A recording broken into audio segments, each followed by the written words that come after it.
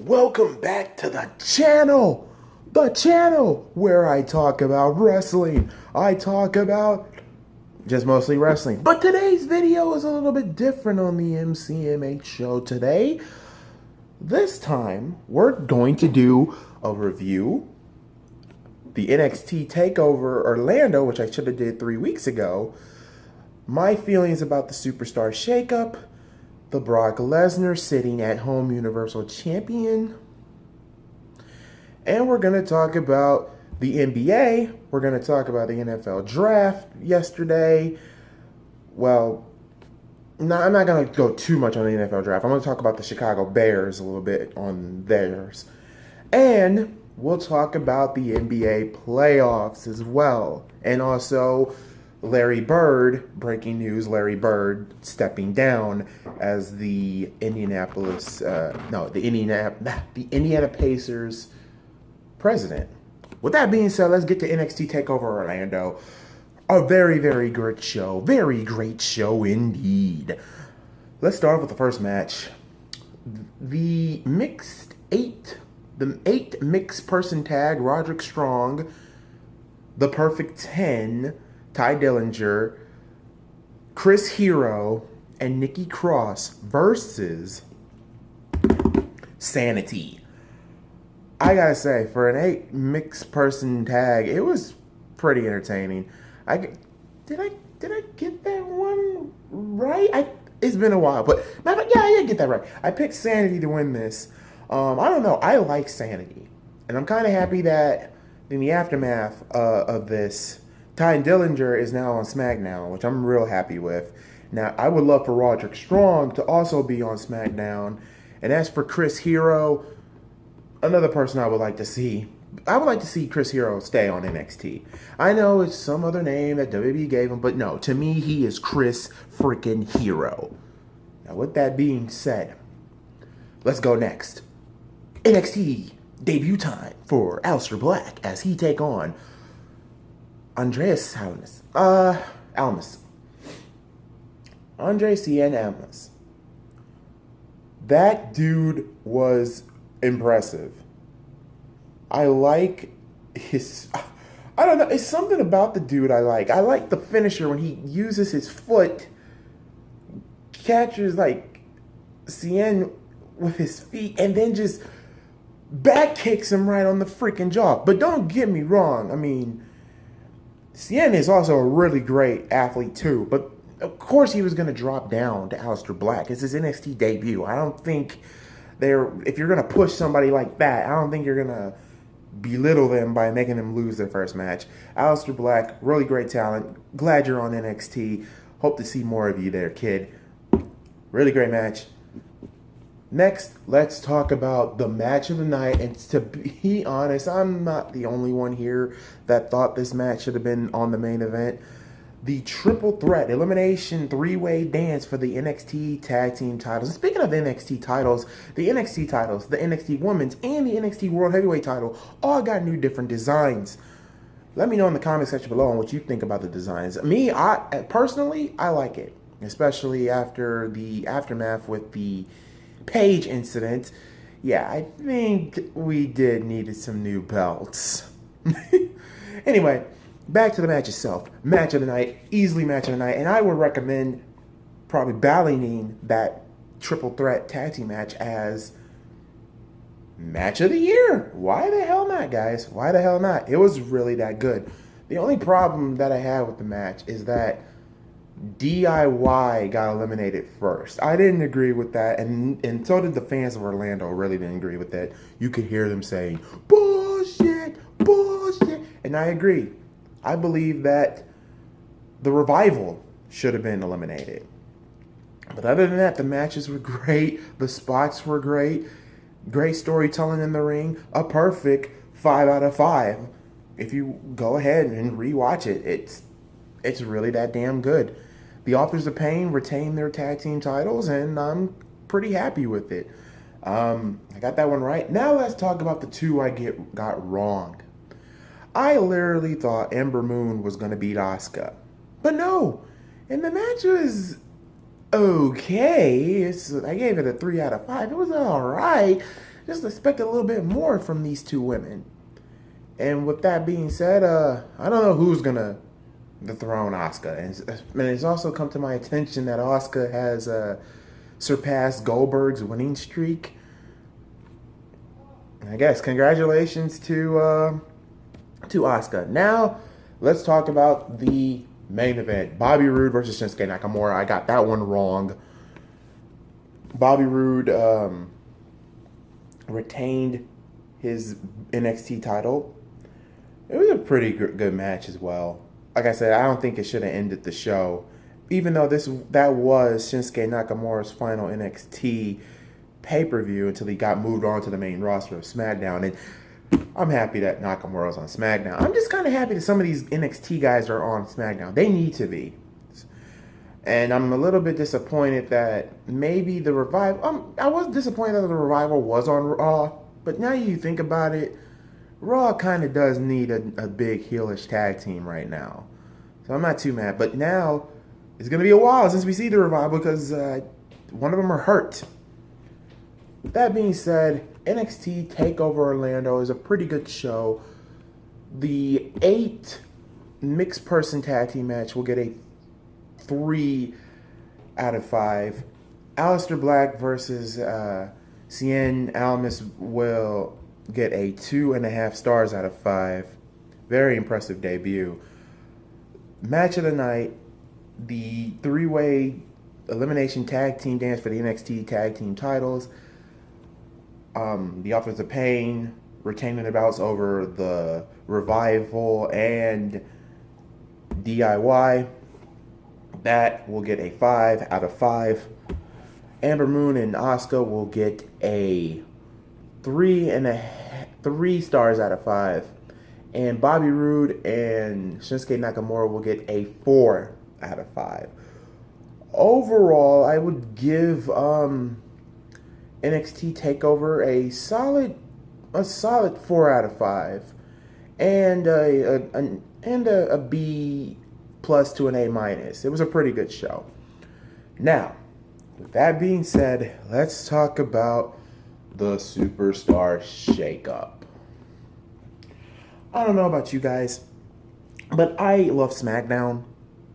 Raw, not too much of a fan of, but I watch Raw every week. And it's supposed to be the premiere show.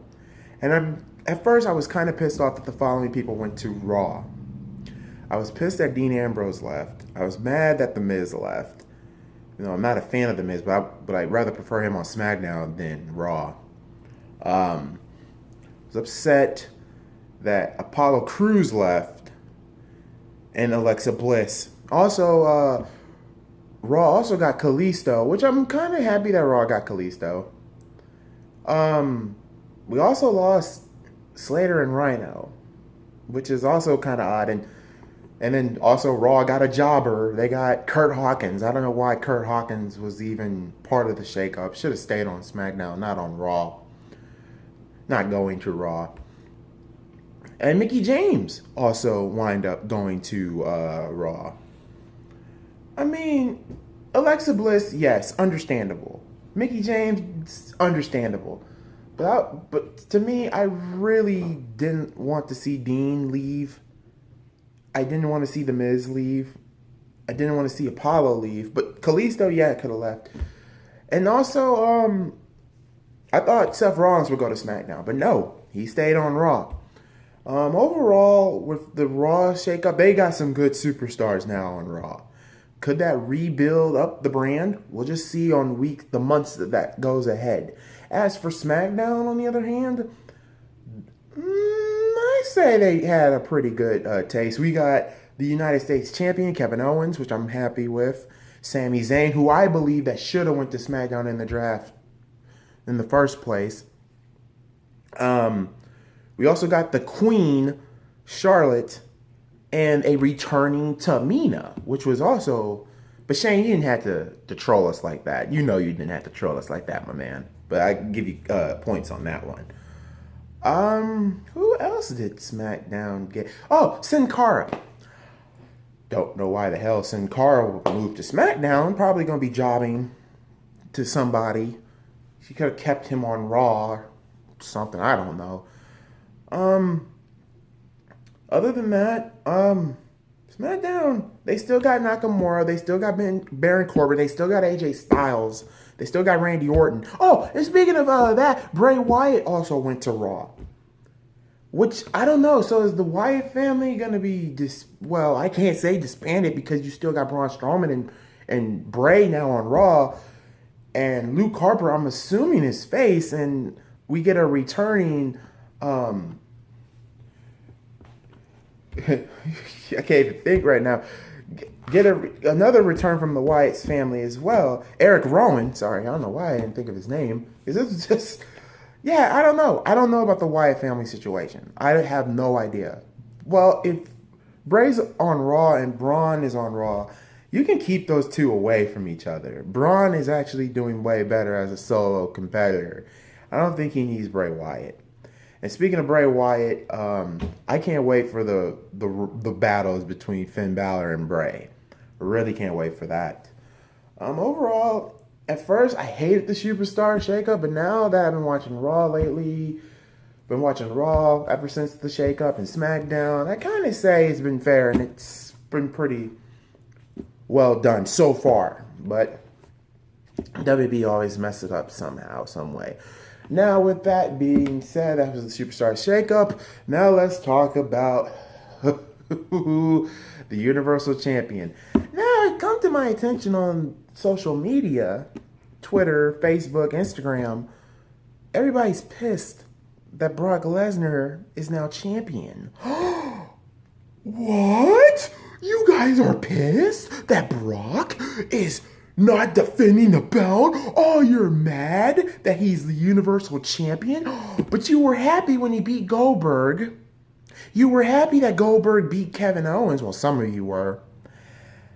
And like CM Punk said a long time ago, what is the point of pushing and developing new talent if you have all these part-timers main eventing, overshadowing the young talent and holding the belt?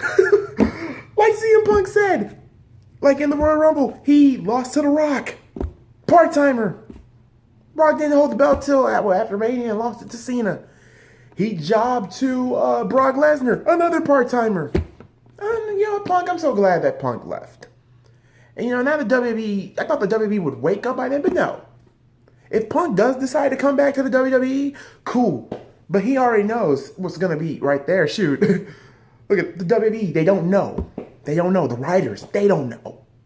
So now you have Brock Lesnar, the Universal Champion, who is now sitting at home with the belt. And all you fans are now pissed about it. I didn't hear no whining and complaining when Goldberg won it. I didn't hear no whining and complaining when Kevin Owens lost the belt, who should have never lost the belt to begin with.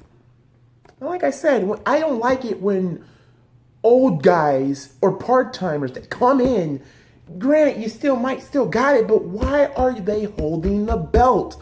This is a new era. Give it to somebody new. We have Kev for the Universal title. We got Kevin, well, in the new era now, we got Seth Rollins, Roman Reigns, Braun Strowman, Bray Wyatt now, Finn Balor, young talent that should be holding that belt right now. Not a part-timer who's just going to defend it on big shows like SummerSlam, Survivor Series, the Royal Rumble, or God forbid, WrestleMania.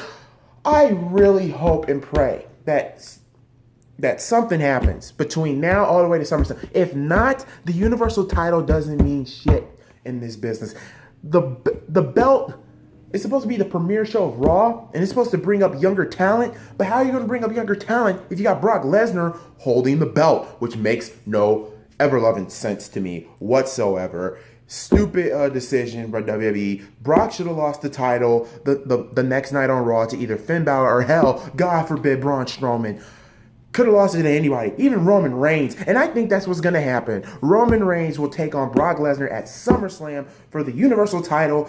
And we will see Brock Lesnar lose that belt then. If that doesn't happen, I'm sorry. The Universal title, to me, is a bunch of garbage. And it's a bunch of bullshit. That red Gucci belt of a fucking belt is garbage. Like, more redder than the shirt that I have on. Now, with that rant and rage over with, you guys let me know in the comment section below on what you think about the situation between Brock Lesnar and the Universal title. Me, I think it sucks. I think it's stupid. And I just think the Universal title just sucks. It just sucks. The design sucks. The belt means nothing.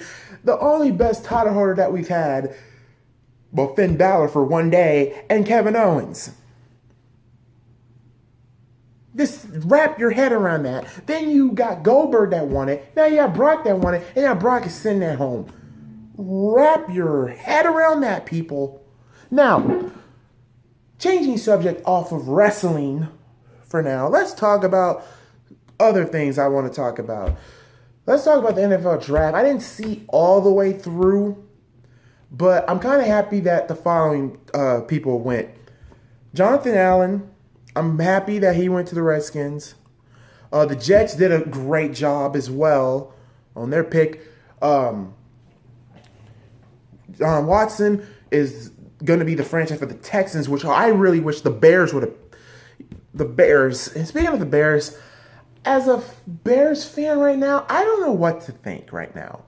I'm not even mad at the decision of having Mitchell Trubisky as the quarterback. I think it was a really good pick. Don't get me wrong, but I would like to see Watson got picked up too for the Bears. But Mitchell Trubisky is okay, but I don't think it was desperate for the Bears to trade away some of their picks, the 3rd and the 4th round pick, to the 49ers. This is a team that needs to rebuild, because Mike Glennon is the starting quarterback of this franchise. So if he don't work out, then what? You're going to put Mitchell Trubisky in? And plus, who's he going to throw it to? You still got Meredith. Kevin White has been hurt for the last 2 seasons. I don't know.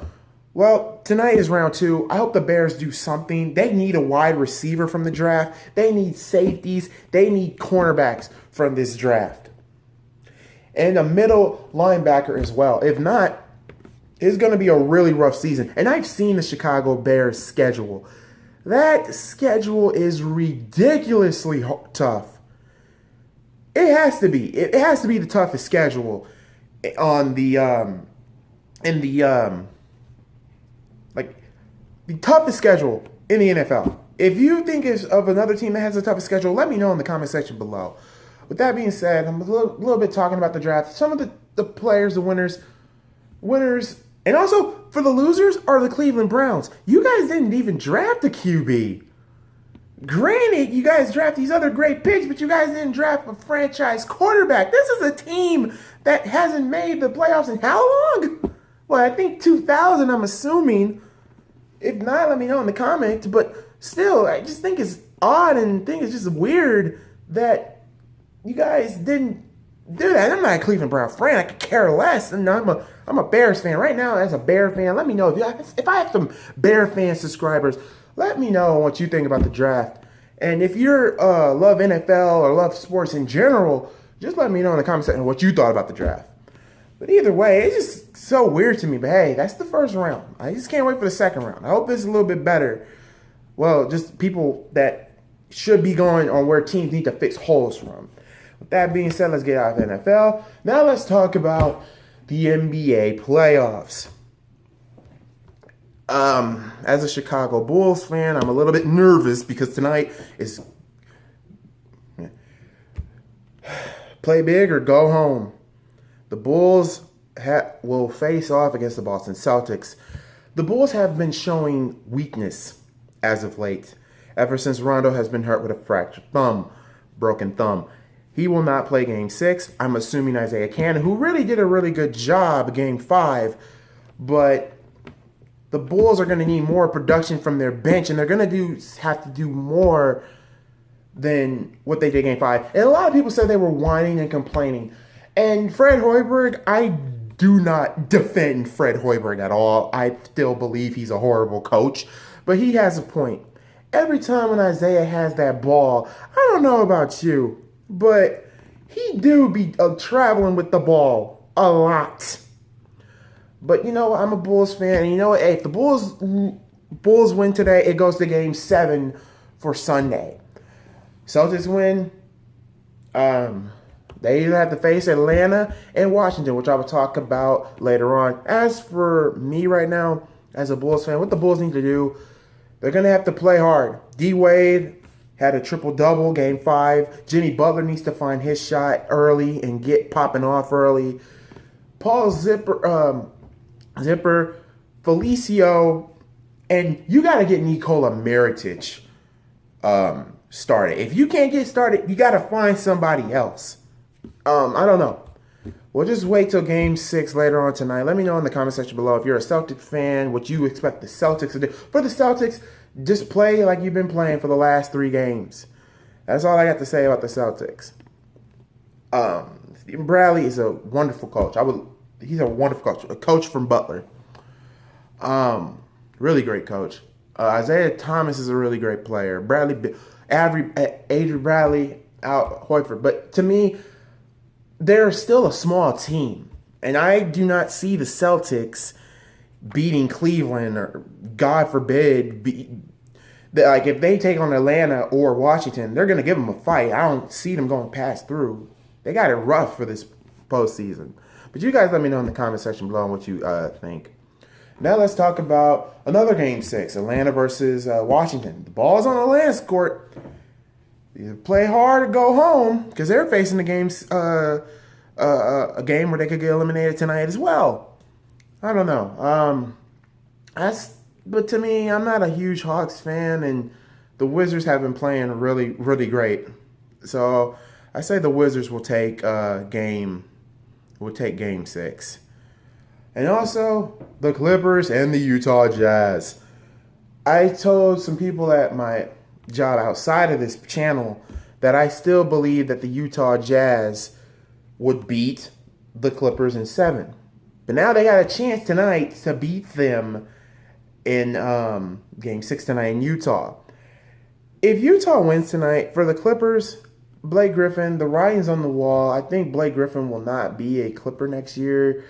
I don't even think Doc Rivers will even be back next season. I don't know. Should the Clippers break the whole team apart if they don't advance to the next round to face the Golden State Warriors? I don't know. And as for a pick, to me, I like the Clippers. I like Chris Paul. I like DeAndre Jordan. But the Utah Jazz are the much more younger team. And Rudy Gobert, ever since he's come back, that's been the key factor of this series. And he's been the key factor of that series. Gordon Hayward has been the key factor of that series. Joe freaking Johnson. Joe! Oh, don't do that, clutch Joe. Has been phenomenal this season. This whole playoff series. I don't know, but not to tick any Clipper fan off, but you don't know what Clipper team you're going to get. First, you have a very powerful Clipper team, and then you'll have a salty, like a bad Clipper team. Utah, I believe Utah will still win, and I'm going with it. Utah will win tonight. So that's what I got for the picks for the NBA playoffs tonight for Game 6. I got the Bulls somehow, some way, getting their crap together to beat the Celtics, hopefully. And if not, hey, the Celtics, good series, hey. Atlanta and Washington. I have Washington defeating Atlanta. I also have the Utah Jazz beating the Clippers. Now, with that being said, let's talk about more NBA news, and I'm going to get out of here and let you guys enjoy the rest of your day. Let's talk about Larry Bird. I'm not an Indiana Pacers fan. By all means, I'm not. But I was a little bit shocked that the Pacers got swept. I expected them to win 1 game, or hell, at least 2 games. But I didn't expect them to get swept the way they got swept by Cleveland. And Larry Bird has stepped down as the president for the Indiana Pacers. To me, I think this is a really, really good way for the Pacers. I'm really happy that Larry stepped down. But now who's the new president? For the last couple of seasons, the Indiana Pacers have been trying to find an identity. Think about this. This was a team that was back in the day around like 2004, 2005. I can't remember the year. They were dominant, but they couldn't get past the Detroit Pistons. But then that one year at the Malice in the Palace situation, they blew out Detroit, and they proven to the NBA and the Eastern Conference as a whole that they are here, they are Indiana, they're going to win this year. But ever since when Ron Artest jumped into the fans and beat the crap out of people in that stadium, Reggie Jackson and et cetera, and what have you, Pacers have been trying to find an identity. You get Paul George, yes, but he's been hurt. And then there's been rumors of him wanting to go play to Los Angeles. I don't know if that's true or not, but if he wants to play in LA, and plus he's not the Paul George that he was when he took on Miami. If you guys thought about that, like the first game, he could have took the final shot, but no, he passes up the opportunity for the game winner. And it's like, I don't know, like Paul George was good this series, but he wasn't like the Paul George we were used to seeing. And also for Larry Bird in this case, for all the decisions he's been making from either the draft, free agency, and then what have you. I don't know. Some of these were good decisions. Some of these were just mind-blowing decisions. But as for the Indiana Pacers as a whole, kind of glad that Larry Bird is stepped down. He needed to. But to me, as an Indiana Pacer, not an Indiana Pacers fan, if the Indiana Pacers want to find their identity and be the Indiana Pacers like they were when they took on Miami or long ago in the 90s, there's only one person I can see being the president of that team. I can see Reggie Miller being the president of the Indiana Pacers. He wants to win, loves to win. Why not? Why not, people? Well, that's all like the time I have for you all today. You guys let me know in the comment section below what you thought. If you're new to the channel, please, if you like what you heard, leave a comment, like, and subscribe. I got more content than what I do for here. And as for that, you guys enjoy the rest of your day. I'm Malcolm from the MCMA Show. You guys have a wonderful day. Enjoy all the Game 6s. And if you're a hockey fan, enjoy the NHL playoffs. And if you're watching the draft tonight, enjoy the draft. So let me know in the comment section below.